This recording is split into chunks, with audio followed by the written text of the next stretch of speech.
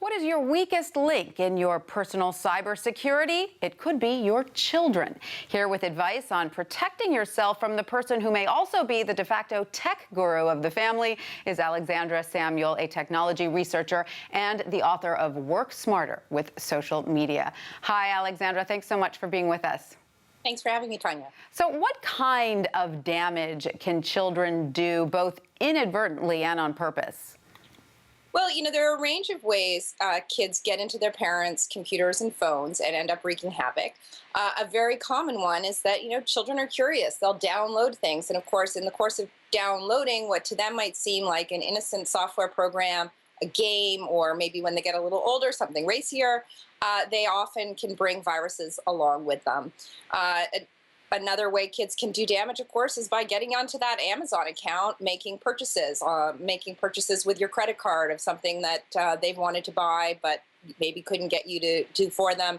And of course, with the number of credit card numbers that we all save online in our browsers, it's very easy for our kids to get in and do some real financial damage. Oh, yes. We've experienced the unauthorized online purchases already in my home. Yeah. So this one is, I'm listening carefully here, Alexandra. So the first step, then, you say, is to make an honest assessment of your tech and your children, right? Because the damage a 5-year-old can do is going to differ greatly from what a tech-savvy 15-year-old can do. Absolutely. And of course, it's not just about your kid's age. It's your kid's skill levels. I mean, there are kids who are 8 who barely know how to use the mouse, and there are 8-year-olds who are programmers now. So you need to understand your kid's skill level, and you also need to understand your kid's temperament. I mean, some kids are pretty obedient and tend not to, do things their parents have forbidden them, while other kids are really constantly tempted to push the limits, or maybe are kind of like that future hacker who's always trying to find some way into a system. Right, and in some ways, you don't even want to discourage this sort of curiosity because they're also learning in a strange way here. So, but of course, you have to go about beefing up your security from this threat that lives under your roof. So what advice do you have here?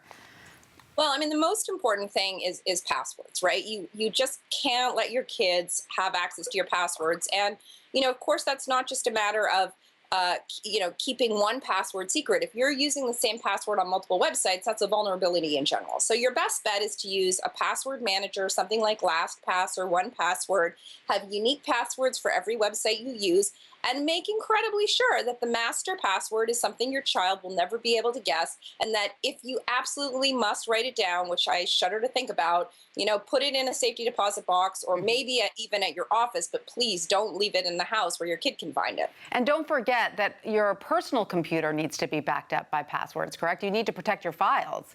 Yeah, I mean, you want to back up everything because, of course, if your kid does download a virus onto your system, you want to make sure that you have an off-site backup, which probably means having 2 backup drives that you rotate. And then you also need to make sure that your kid is not ideally getting into your computer at all. I mean, of course, a lot of people have a family computer that they share. A lot of us, goodness knows, there are many times during the week when I'm in a bank lineup or at a restaurant and I hand my iPhone to my kid in order to save my sanity or have 5 minutes of adult conversation. But, I have a kid who, when I do that, is the kind of kid who will go in and add his thumbprint to the list of thumbprints that can unlock my iPhone. So you really got to keep an eye on your settings, not just initially, but on an ongoing basis, and make sure nobody has installed what you would call a backdoor onto your systems. And what if then, Alexandra, despite all your best planning, your children get around your security measures and do manage to wreak havoc? What do you do then?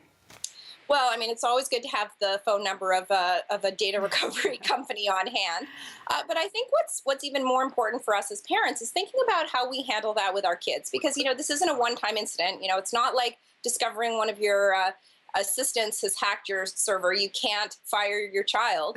So you need to establish a system and a relationship of trust that means your child's going to let you know when those things happen. And I think the most important thing there is really about how you talk to your child about what's happened. So, the first time our kid found an end run around parental restrictions, which was really a loophole Apple had left in the way iPad settings work, we had this moment of, do we scream at him for having done this? Or do we say, wow, that was a really clever way you got around our restrictions. Let's write this down and share it on the internet, because when you find a security risk, that's what you do. You share it so that the vulnerability can be addressed.